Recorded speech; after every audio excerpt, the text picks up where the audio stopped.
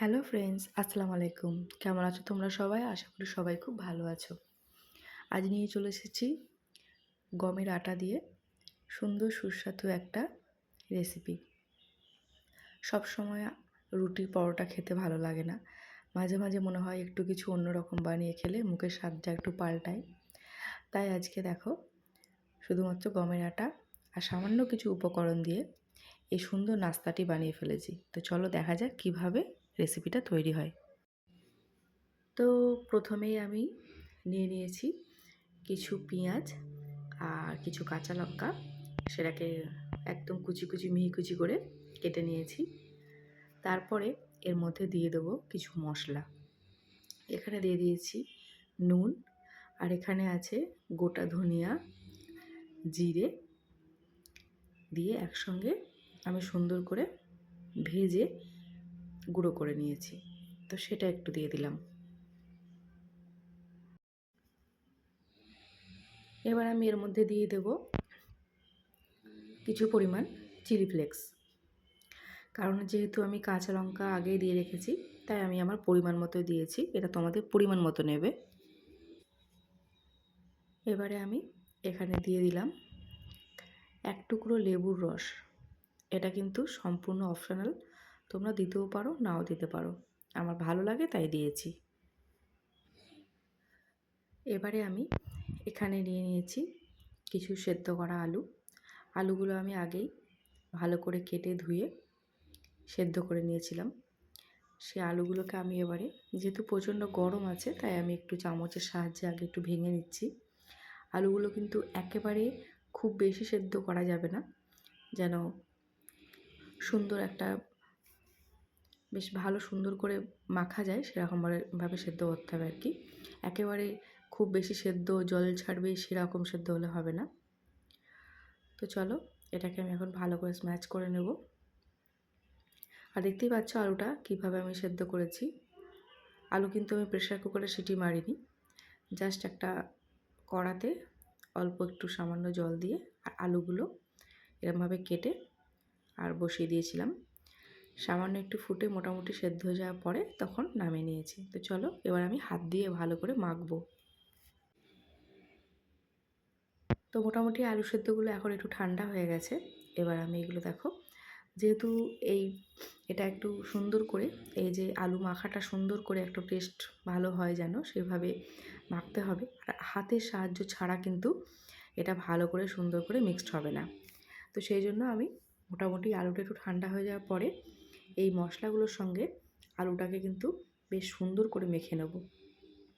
আর এই মাখাটা যেন বেশ ভালো করে হয়। তো বন্ধুরা দেখো, আমি বেশ সুন্দর করে আলুটা মেখে নিয়েছি, যেন নুন টুন যেগুলো দিয়েছি সমস্ত ভালোভাবে মিশে যায় সেইভাবে মাখতে হবে। তো চলো এবার একটা ফোড়ন করা যাক। এখানে আমি একটু বাটার নিয়েছি পরিমাণ মতো, আমার যতটা পরিমাণ আলু ততটাই আমি এখানে বাটার নিয়েছি। এবার দিয়ে দিলাম আদা রসুন বাটা। তো বাটারের সঙ্গে আদা রসুন বাটাটা বেশ ভালো করে দেখো ভাজা ভাজা করে নিয়েছি। এবারে আমি এটা আমি সোজাসুজি এই আলুর মধ্যে দিয়ে দেব। এটাই কিন্তু একটা সুন্দর ফ্লেভার এবং সুন্দর টেস্ট আনবে এই নাস্তার মধ্যে। আর দিয়ে দিলাম সামান্য গোলমরিচের গুঁড়ো। তো চলো সমস্ত কিছু মশলা যা যা দেওয়ার সবই দেওয়া হয়ে গেছে, আর কিন্তু আমি কোনো কিছু এর মধ্যে দেব না। এবার সুন্দর করে ভালো করে মিক্সিং করার পালা। এই বাটারটা আর আদা রসুন দিয়ে যে বানালাম এটা এত সুন্দর ফ্লেভার আনবে, না করলে বুঝতে পারবে না। এখানে আমি একটা আটা দিয়ে ডো বানিয়ে নিয়েছি, গমের আটা দিয়ে। আমরা যেমন মানে রুটি করার জন্য যে ডো বানাই সিম্পলি সেরকমই একটা ডো বানিয়েছি। তো সেটা তোমাদেরকে ভিডিও করে দেখালাম না, শুধু শুধু ভিডিও বড় হয়ে যাবে, তোমরা বোর হবে। আটা মাখতে মোটামুটি অল্প বিস্তর সবাই জানো, তো সেই জন্য আমি এটা দেখালাম না। তো এরকম আমি একটা সুন্দর ডো বানিয়ে নিয়েছি গমের আটা দিয়ে। আর এবারে আমি এখান থেকে ছোট ছোট লেচি কেটে দেখো গোল গোল করে, যেমন করে রুটি যেরকম সাইজ হয় সেই রকমভাবে বানিয়ে নিয়েছি। তো এবারে সোজাসুজি বানানো যাক, কীভাবে আমি বানাচ্ছি তোমরা দেখতে থাকো। দেখো, প্রথমেই আমি রুটি যেমনভাবে বেলে সেভাবে আমি রুটির মতো সাইজ করে বেলে নিচ্ছি। এবার তোমরা যদি খুব বড় সাইজ করতে চাও সেটা সম্পূর্ণ তোমাদের ব্যাপার। একটা দেখতে যেন সুন্দর লাগে সেই রকম একটা সাইজ হবে।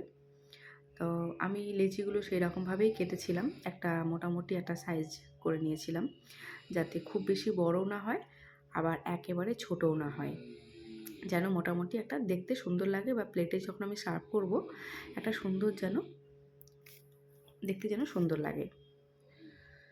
তো চলো, আমি মোটামুটি একটা সুন্দর করে বেলে নিয়েছি। একেবারে খুব সুন্দর করে গোল করতে হবে সেরকম কোনো ব্যাপার না, কারণ এটা পুরোপুরি আর কি মুড়ে দেবো সব দিকটা। তো এই যে আমার এইভাবে দেখো রুটিগুলো আমি বেলে নিয়েছি, একটা রুটি বেলে নিলাম, একটা আমি তোমাদেরকে করে দেখাবো। এবার আমি যে আলুর যে পুরটা করে রেখেছি দেখো, সেটা আমি সুন্দর করে এইভাবে একটু বিছিয়ে বিছিয়ে দিলাম। যতটা পরিমাণ, একটু ভেতরে পুর বেশি থাকলে কিন্তু যে কোনো নাস্তায় খেতে ভালো লাগে। এই পুরটা যে কোনো কিছু দিয়েই করা যায়। তো দেখো পুরটা দিয়েছি, দিয়ে আমি প্রথমেই যে একটা সাইড এইভাবে একটু মুড়ে নিলাম। তোমরা দেখলেই বুঝতে পারবে, এটা ফলো করলেই হবে।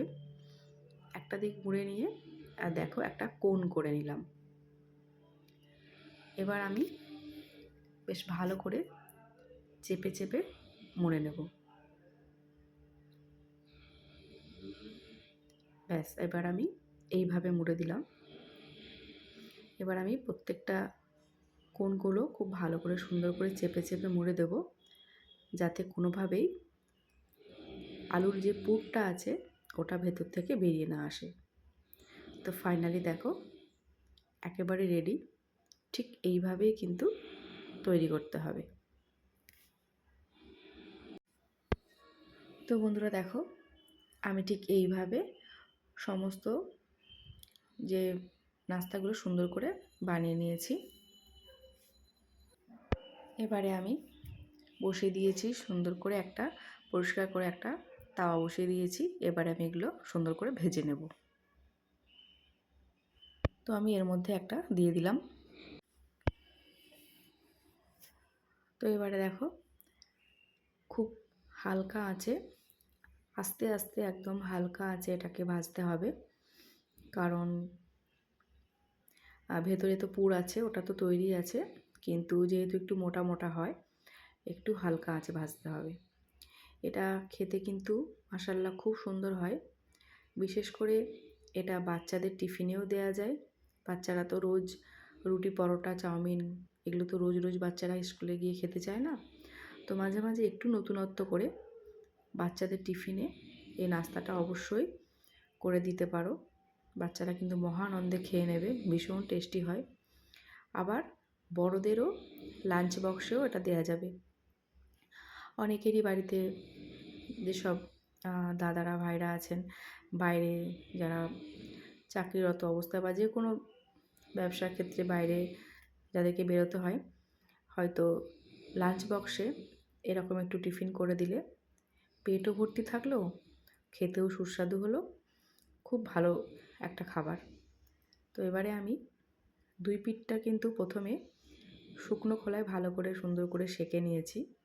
তারপরে দেখো দিয়ে দিয়েছি পরিমাণ মতো তেল, দিয়ে এবারে আমি আস্তে আস্তে করে একটু চেপে চেপে আস্তে আস্তে করে সুন্দর করে ভাজবো।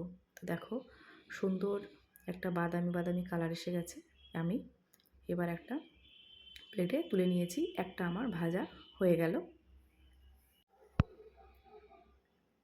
তো আমি আরও একটা পরোটা করে দেখাচ্ছি। দেখো এটাও কিন্তু আমার যেহেতু কড়ার মধ্যে একটু সামান্য তেল ছিল, তো আমি এটাও আস্তে আস্তে সুন্দর করে করে, এটা কিন্তু খুব একদম কম আছে আস্তে আস্তে ভাজতে হবে, তাহলে একদম মুচমুচেও হবে আবার খেতে সুন্দরও হবে। তো দেখো আস্তে আস্তে সুন্দর করে যখন কালারটা ধরে আসবে তখন এবারে দুদিক থেকে আস্তে আস্তে চেপে চেপে ভাজতে হবে। দেখো খুব সুন্দর একটা কালার এসে গেছে। আমি কিন্তু আরও একটি বানিয়ে তোমাদেরকে দেখালাম। তো ফাইনালি আমি যে কটা বানিয়েছি সবগুলোই হয়ে গেছে। মাশাআল্লাহ খুব সুন্দর একটা কালার এসছে। দেখতে তো সুন্দর হয়েছে, সেই সঙ্গে সঙ্গে এটা খেতেও ভীষণ সুন্দর।